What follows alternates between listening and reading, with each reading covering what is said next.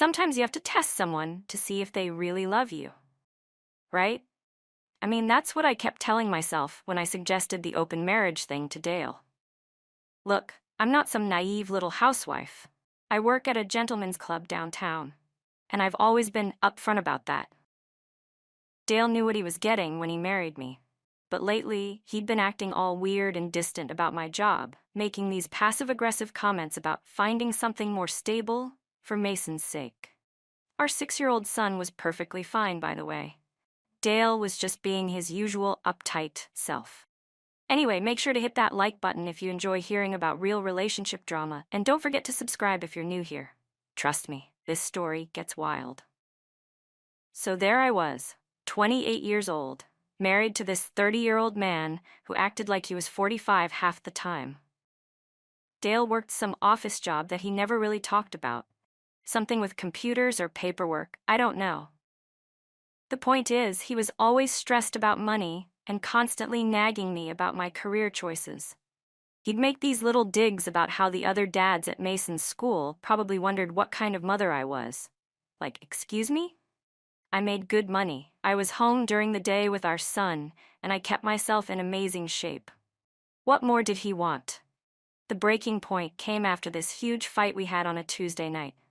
Dale had come home from work, all pissy again. And when I mentioned that one of my regulars had tipped me really well that evening, he just lost it. Started going on about how uncomfortable it made him that strange men were paying to look at me, how it wasn't appropriate for a mother. All that judgmental garbage. I'm standing there in our kitchen, still in my workout clothes because I'd just gotten back from the gym, and this man is lecturing me about appropriateness. You know what your problem is, Dale? I said, getting right in his face. You're not secure enough in yourself to handle having a wife that other men want. That's not my issue to fix. He went quiet for a minute, which was typical. Dale always shut down when he couldn't win an argument with logic. Then he said something that really got under my skin. Maybe we're just not compatible anymore, Allison. Compatible? We had a kid together. We'd been married for 4 years.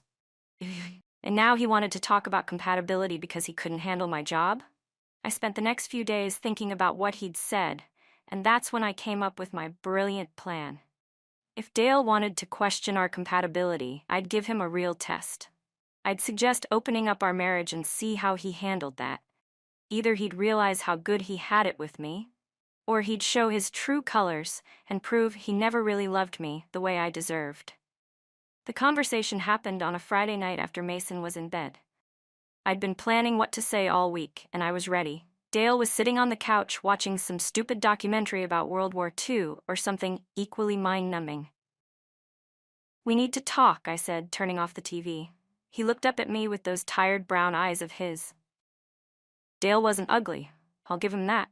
He was decent-looking in a basic way, average height, kept himself in okay shape, had all his hair. But there was something about him that just screamed, safe choice to me. Maybe that's why I'd married him in the first place. After dating a string of guys who were exciting but unreliable, Dale seemed like the responsible option. Now I was wondering if responsible was just another word for weak. What's on your mind? He asked, pausing his show. I sat down across from him, not next to him. I wanted to see his face for this. I've been thinking about what you said the other night, about compatibility. Okay. Here's the thing, Dale. I love you, but I don't think one man is ever going to fully satisfy me. Sexually, I mean. I watched his expression carefully. I'm thinking we should consider opening up our marriage. The look on his face was priceless.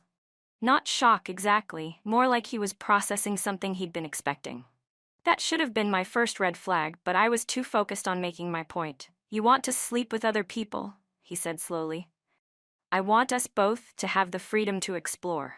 No secrets, no lying, just honest communication about our needs. I leaned forward. Look, we're both adults. We both have needs.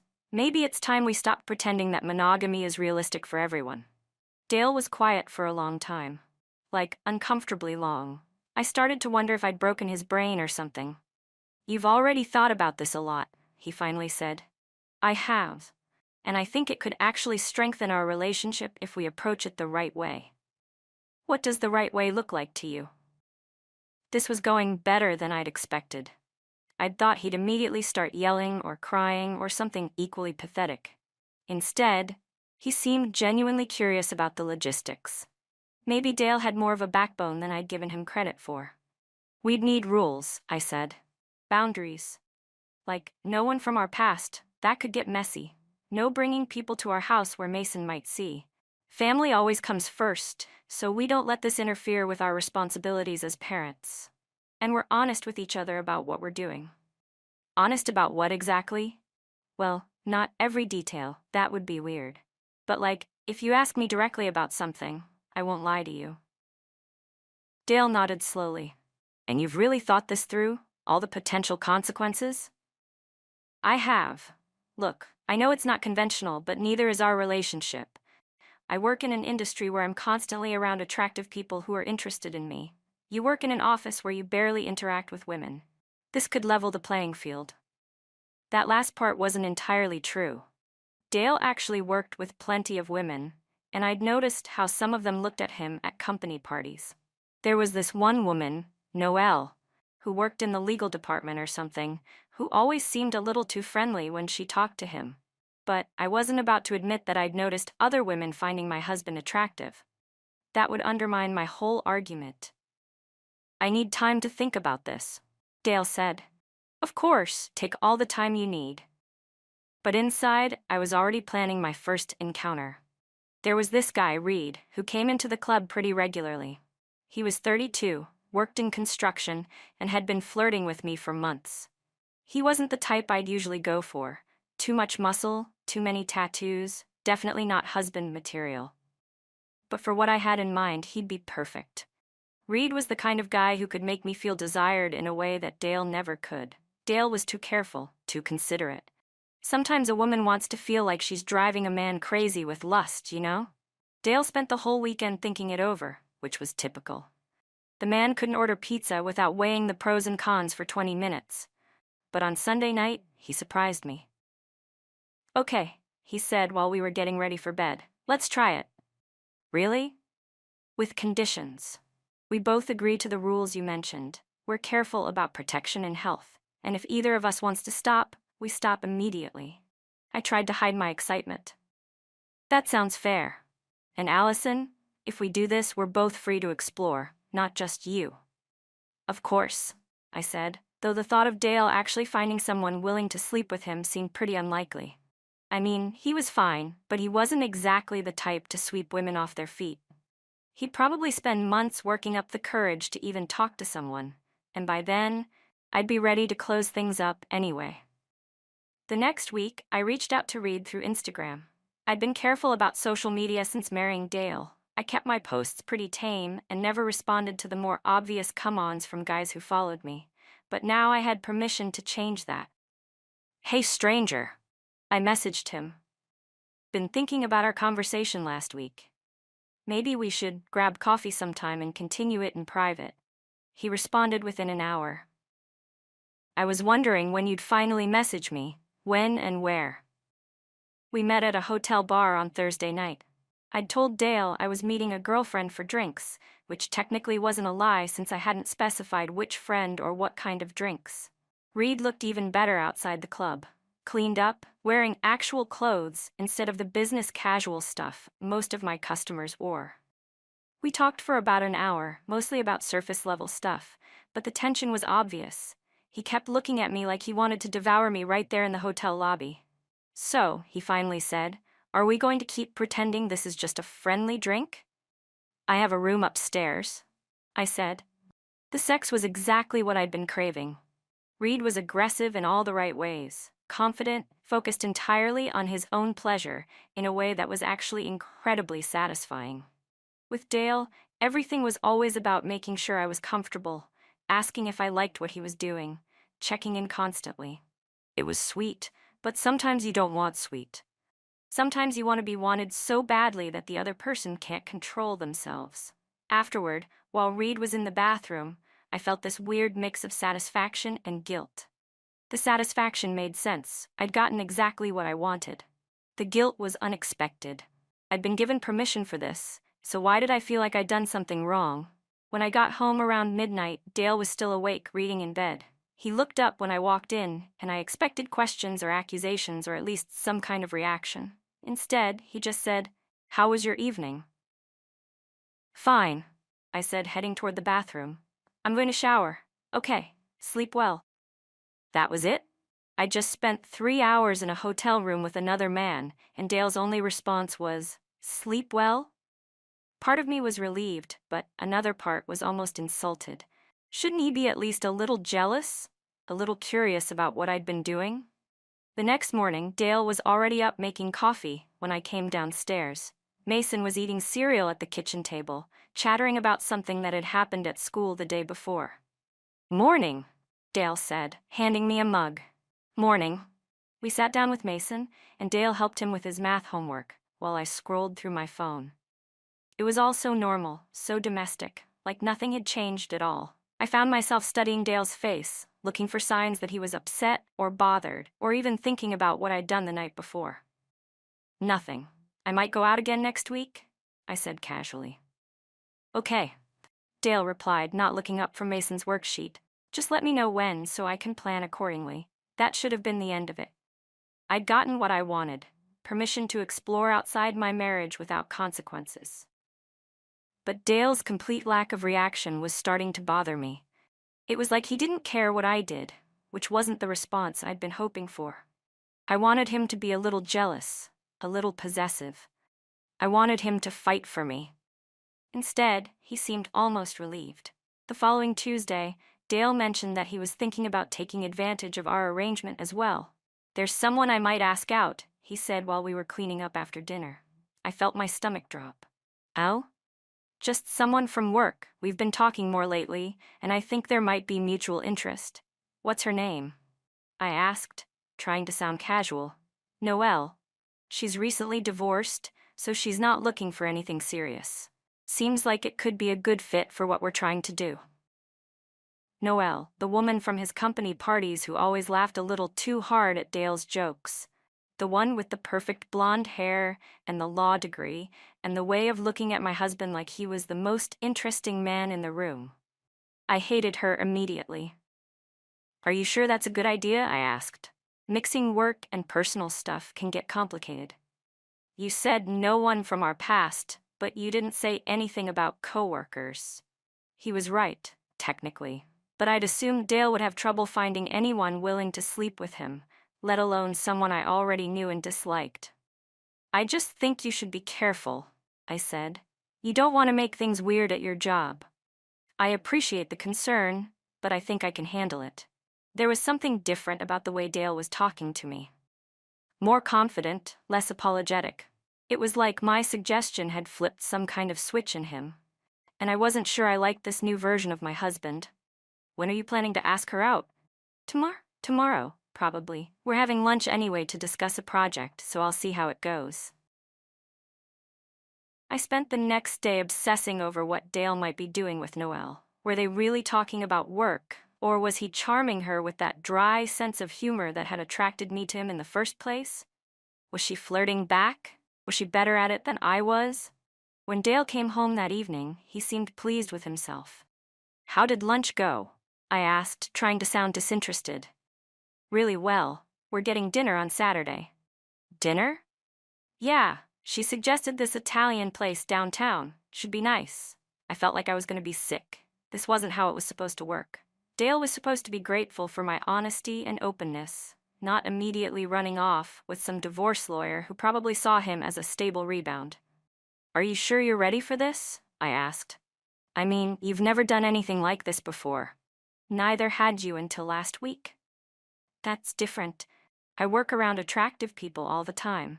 I'm used to handling that kind of attention. And now I get to learn how to handle it too."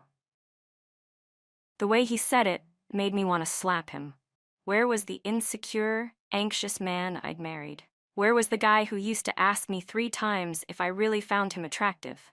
This new Dale was starting to piss me off. Saturday came too quickly.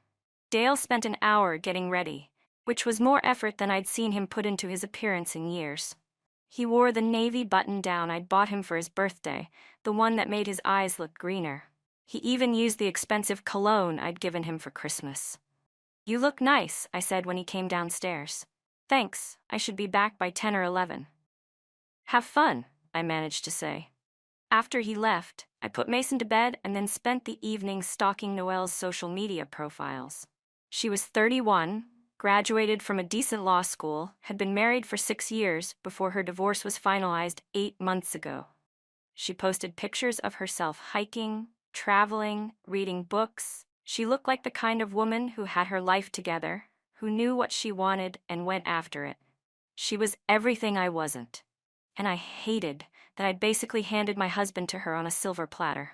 Dale came home just after 10:30, and I could tell immediately that the date had gone well. He had this satisfied, slightly dazed expression that I recognized from our early dating days.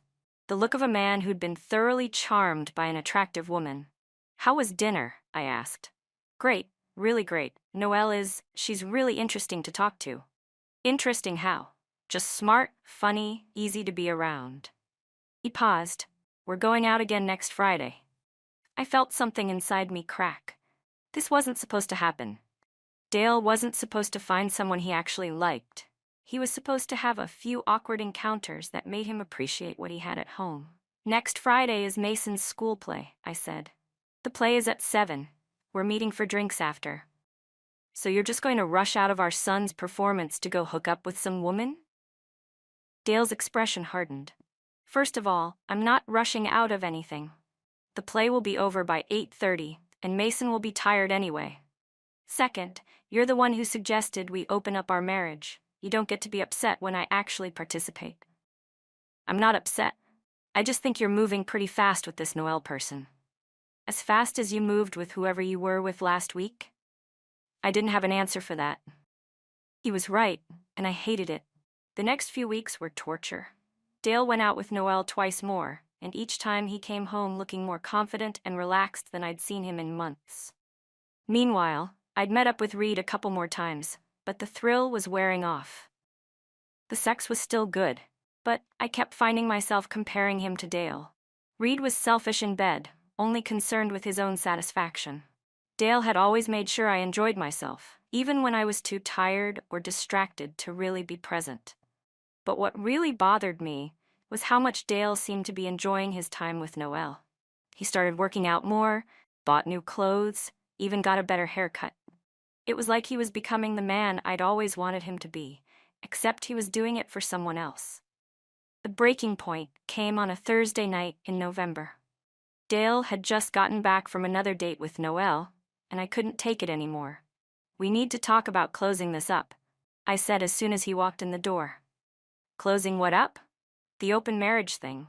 I think we've both gotten what we needed from it, and now it's time to focus on our family again." Dale stared at me for a long moment. "You want to close it now?" "Yes. I think it's run its course.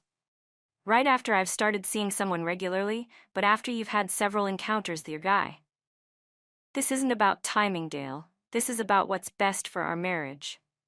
"Our marriage," he repeated slowly. "The marriage where you told me that one man could never fully satisfy you. That marriage? I was just being honest about my needs. And now you're being honest about your need to control when I get to explore mine?" I felt my temper flare.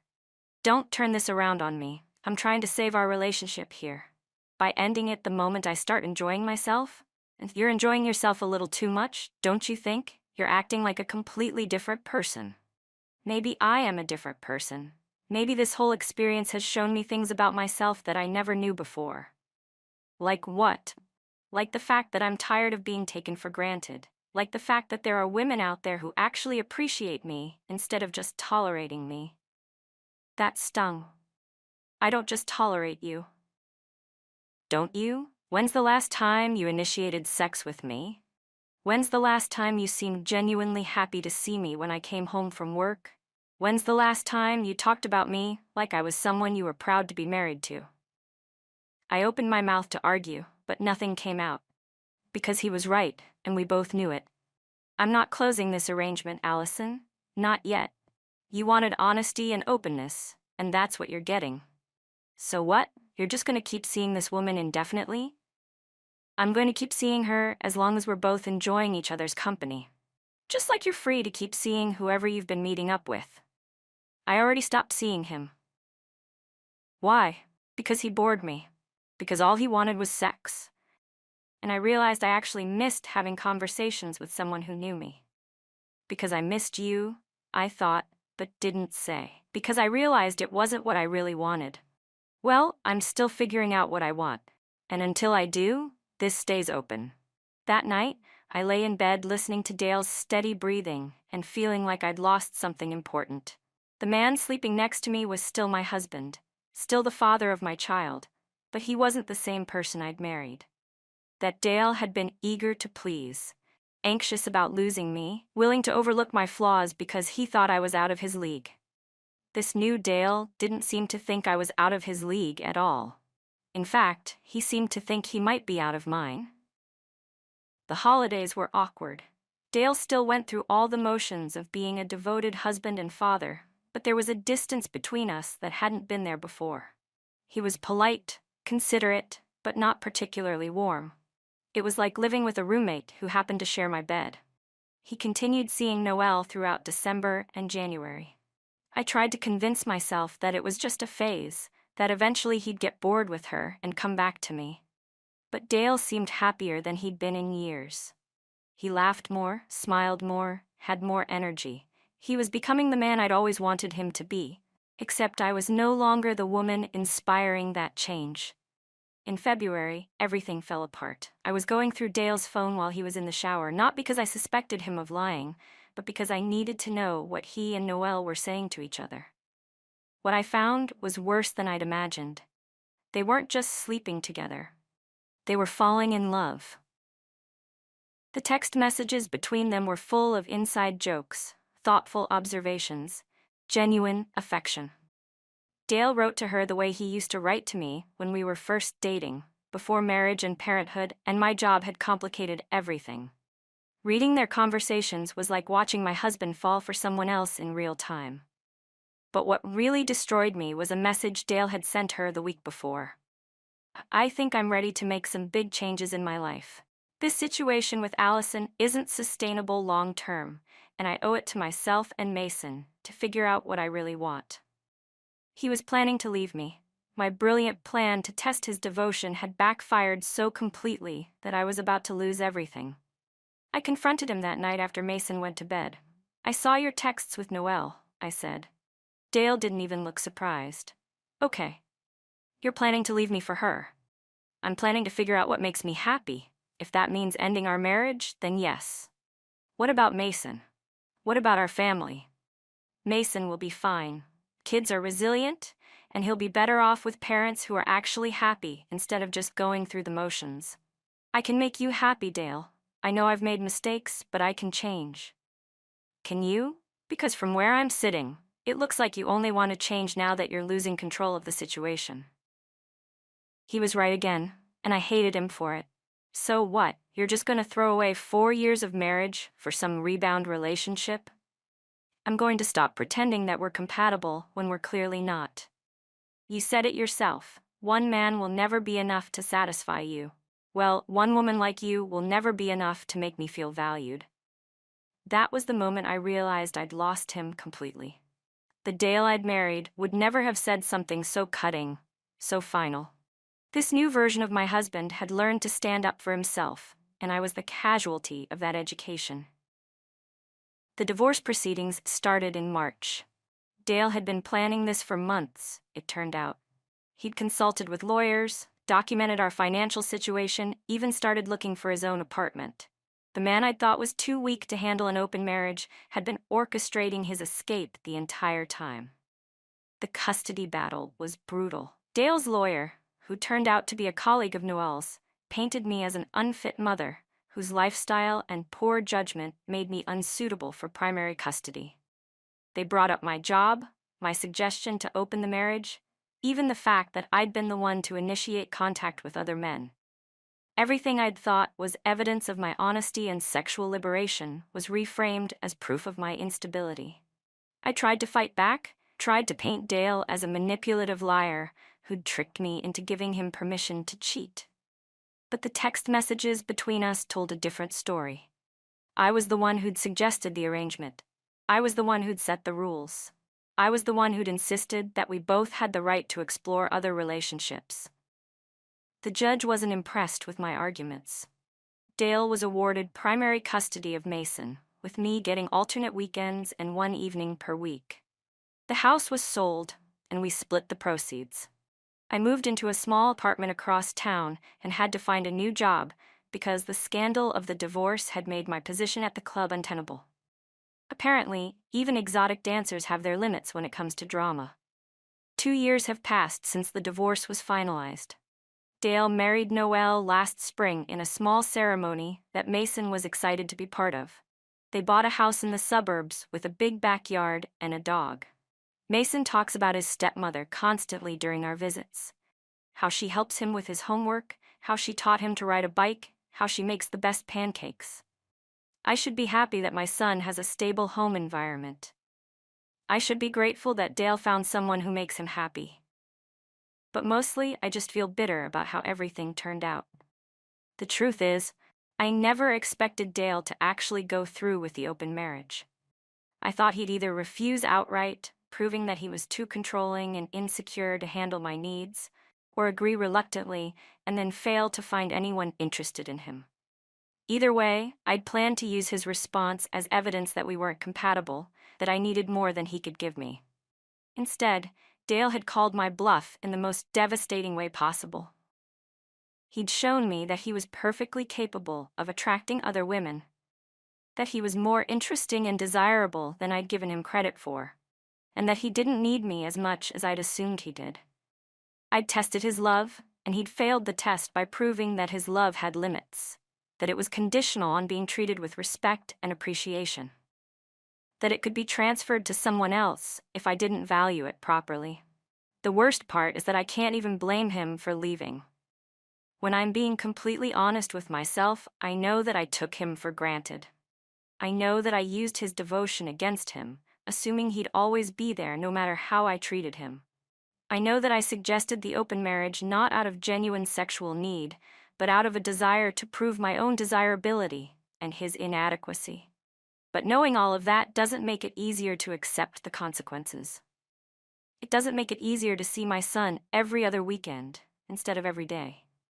It doesn't make it easier to watch Dale build a life with someone else, someone who appreciates what I threw away.